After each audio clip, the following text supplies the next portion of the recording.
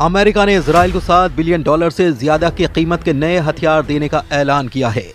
President Trump ने Israel को 3000 Hellfire मिसाइलें जल्द से जल्द भेजने का आदेश दिया है। यह हथियार ट्रंप के गाजा पर कब्जा करने के प्लान में इस्तेमाल हो सकते हैं। उधर अमेरिका के गाजा प्लान पर कई देशों ने युद्ध की धमकी दी है। तुर्की के राष्ट्रपति सीरिया के राष्ट्रपति अहमद अल शरा के साथ खाड़ी में नया वॉर प्लान बना चुके हैं। वहीं प्रधानमंत्री नेतन्याहू ने 23 लाख लोगों को गाजा से निकालने का रूट दुनिया को दिखाया है।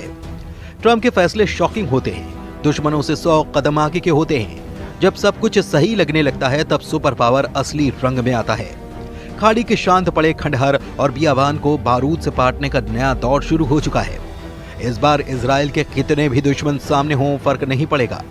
राष्ट्रपति ने साफ कर दिया है कि गाजा के पुनर्निर्माण के लिए लोगों को बाहर निकालने की जरूरत है, क्योंकि गाजा विध्वंस की जमीन है। ये किसी भी इंसान के रहने लायक नहीं है। सुपर पावर अमेरिका इजराइल को अब तक का सबसे बड़े विनाशकारी हथियारों की सप्लाई करने जा रहा है। नेतन्याहू को ट्रंप की तरफ से $7.4 बिलियन कीमती विनाशकारी गोला बारूद की खेप मिलनी फाइनल हो चुकी है। इजराइल को अमेरिका $6.75 बिलियन की गोला बारूद से अजेय बनाने जा रहा है, जिसमें 166 छोटे बम, हजारों गाइडेड किट, 3000 हेलफायर मिसाइलें भी शामिल हैं। बताया गया है कि इजराइल को मिसाइलों की डिलीवरी जल्द से जल्द मिलेगी। गाजा युद्ध, लेबनान युद्ध, यमन फ्रंट और सीरिया में जब थोड़ी सी शांति आई है, तब अमेरिका इजराइल को इतने हथियारों से लैस क्यों करने जा रहा है? क्या ट्रंप के दिमाग में इजराइल के लिए कुछ विस्फोटक रणनीति तैयार है? आखिर इजराइल अब भी हमास के सफाई की जिद पर क्यों अड़ा है?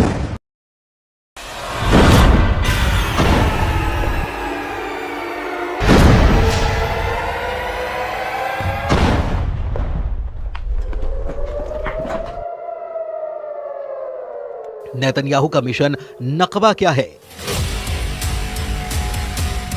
हमास का ये तमाशा फिर से युद्ध भड़काने लगा है। इजराइल के बंधकों की रिहाई को ग्रैंड शो की तरह पेश कर रहे हमास लड़ाकों को इजराइल से जड़ समेत उखाड़ फेंकने का मिशन ऑन कर चुका है।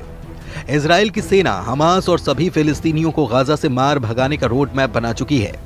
हमास के खात्मे तक इजराइल युद्ध खत्म नहीं करने वाला। जिन्हें शक है वो पीएम नेतन्याहू की नई धमकी को सुन सकते हैं। प्रेसिडेंट ट्रंप और नेतन्याहू ने क्लीन गाजा प्लान पर मुहर लगा दी है।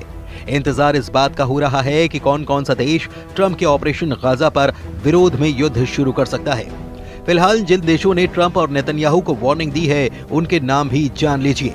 इजराइल को युद्ध में बराबर की टक्कर देने की ताकत रखने वाले तुर्की के राष्ट्रपति एर्दोआन ट्रंप के गाजा प्लान के सबसे बड़े विरोधी बन रहे हैं। एर्दोआन की तरह अमेरिका का दोस्त माना जाने वाला सऊदी अरब भी गाजा को खाली न करने के पक्ष में हुंकार भर चुका है। ट्रंप के गाजा प्लान पर जॉर्डन ने नाराजगी जताते हुए इस प्रस्ताव को सिरे से खारिज कर दिया है। मिस्र के राष्ट्रपति अब्दुल फतेह अल सीसी ने कहा कि ट्रंप की योजना अंतर्राष्ट्रीय कानून का एक गंभीर उल्लंघन है। वेस्ट बैंक की सत्ता पर काबिज फिलिस्तीनी अथॉरिटी के नेता महमूद अब्बास ने भी गाजा के लोगों को विस्थापित करने की किसी भी परियोजना की निंदा की है। अमेरिका से सभी मामलों में अलग स्टैंड लेने वाला ईरान भी ट्रंप के गाजा प्लान के खिलाफ मोर्चा खोल चुका है। सऊदी अरब के विदेश मंत्रालय ने साफ किया है कि फिलिस्तीन के मुद्दे पर किंगडम अडिग है। ये स्टैंड किसी बातचीत से नहीं बदलेगा। सऊदी किंगडम फिलिस्तीन की वैधता के उल्लंघन का जोरदार विरोध करता है। इजराइल की फिलिस्तीन पर कब्जे की प्लानिंग और जमीन हड़पने की कोशिश नाकाम कर दी जाएगी। जिधर सऊदी अरब है, उधर अरब लीग के 22 देश रहते हैं। जिधर ईरान है, उधर शिया बाहुल्य ज्यादातर मुस्लिम देश रहते हैं। खाड़ी मुल्कों ने नए ताकतवर लीडर के तौर पर उभरे कमांडर जुलानी उर्फ अहमद अल शरा तो साफ साफ अपनी मौजूदगी दर्ज करा रहे हैं। तुर्की के राष्ट्रपति से अहमद अल शरा की बातें और मुलाकातों का सिलसिला आगे बढ़ता ही चला जा रहा है। मतलब ये कि गाजा युद्ध की जिस चिंगारी को ट्रंप ने भड़काया है, वो अगर बारूदी बवंडर में तब्दील हुई तो इजराइल के खिलाफ कम से कम 52 देशों की सेना युद्ध में सामने हो जाएगी। ऐसे में सवाल है कि क्या भारी विरोध के बाद ट्रंप बैकफुट पर जा सकते हैं? क्या नेतन्याहू गाजा पर रुख पलट सकते हैं? फिलहाल तो इसके कोई आसार नहीं नजर आते। इजराइल ने ट्रंप की घोषणा के बाद गाजा के सफाई का ड्राफ्ट भी बना लिया है। इजराइल डिफेंस फोर्स ने गाजा खाली कराने का पूरा रूट नेतन्याहू को दिखा दिया है। इजराइल के एक अधिकारी के मुताबिक डोनाल्ड ट्रंप के प्रस्ताव के बाद एक एक्शन प्लान भी तैयार करने का आदेश दिया गया है। और इसके तहत गाजा में रहने वाले लोगों को बाहर निकालने और किसी दूसरी जगह पर भेजने के लिए एक प्लान बनाया जा रहा है। इस दौरान गाजा का पुनर्निर्माण किया जाएगा। हालांकि इजरायली अधिकारी ने फिलहाल ये साफ नहीं किया कि अगर गाजा से लोगों को बाहर निकाला जाता है तो फिर उन्हें कहां भेजा जाएगा, लेकिन जो बातें पता चली हैं उससे कुछ रूट की जानकारी के संकेत मिल रहे हैं।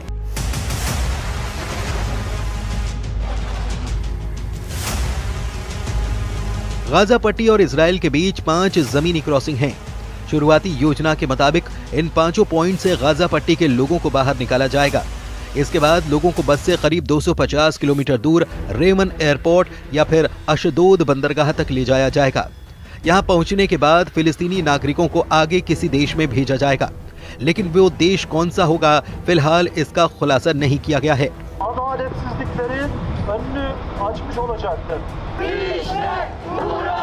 प्रेसिडेंट ट्रंप ने जिन देशों के नाम बताए थे उन्होंने इस पूरे प्लान को गाजा के लिए खौफनाक बता दिया है, यानी कि मिस्र और जॉर्डन गाजा के एक भी आदमी को अपनी जगह नहीं देने वाले। अरब मीडिया में जॉर्डन के विदेश मंत्री की धमकी की जानकारी दी गई है, जिसमें उन्होंने कहा कि अगर जॉर्डन में फिलिस्तीनियों को जबरन विस्थापित करने की कोशिश की गई तो जॉर्डन पूरी ताकत से सामना करेगा। ये जॉर्डन के लिए युद्ध की घोषणा है और हम इसका जवाब देंगे। मतलब जॉर्डन इजराइल से जंग के लिए तैयार है। उधर तुर्की में ट्रंप के गाजा प्लान पर युद्ध का माहौल बनाया जा रहा है। वहीं इस्तांबुल से आई इन तस्वीरों ने नेतन्याहू की टेंशन बढ़ा दी है, जहां बर्फबारी के बीच अमेरिका के दूतावास के बाहर ट्रंप का जमकर विरोध किया गया। एर्दोआन के कट्टर समर्थकों के हुजूम ने पुलिस बैरिकेड्स के सामने खड़े होकर फिलिस्तीनियों के समर्थन में नारेबाजी की।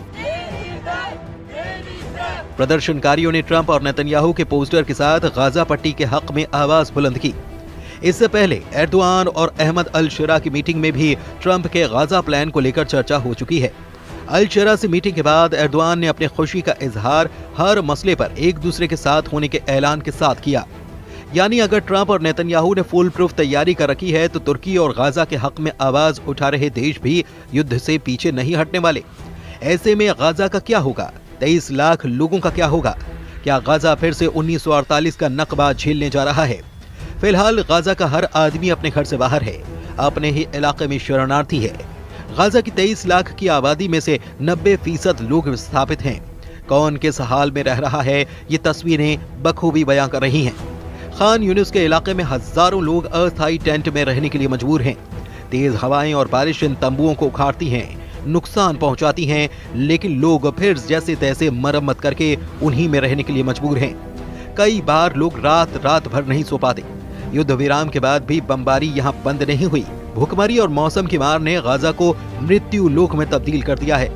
फिर भी लोग अपनी जमीन से बेदखल होने के लिए तैयार नहीं हैं। 77 बरस पहले जैसी तबाही गाजा ने झेली, सब कुछ वैसा ही फिर से होने का खौफ यहाँ पर पसरा हुआ है। अमेरिका का गाजा में बढ़ता दखल कई खाड़ी मुल्कों की तबाही का सबब भी बन सकता है। इजराइल के लिए हर लिहाज से अब माहौल मन मुताबिक है। ट्रंप से व्हाइट हाउस में मीटिंग के बाद नेतन्याहू पूरी तरह कॉन्फिडेंस में लौट आए हैं। अमेरिका से लौटने के बाद नेतन्याहू ट्रंप के प्लान पर जल्द से जल्द अमल करना चाहते हैं। अब जब उन्हें 10 साल तक युद्ध लड़ने के हथियार मिल रहे हैं तो नेतन्याहू किसी के आगे आखिर झुके भी क्यों? लेकिन तुर्की इस पूरे समीकरण को बिगाड़ने का मादा रखता है। एर्दोआन आर्मी के पास दुनिया के सबसे घातक फाइटर ड्रोन हैं, रूस से मिले एयर डिफेंस सिस्टम हैं और तो और अमेरिका के दिए 100 एटम बम भी तुर्की के पास हैं। तुर्की के पास खाड़ी मुल्कों का नया जंगबाज कमांडर जुलानी भी है।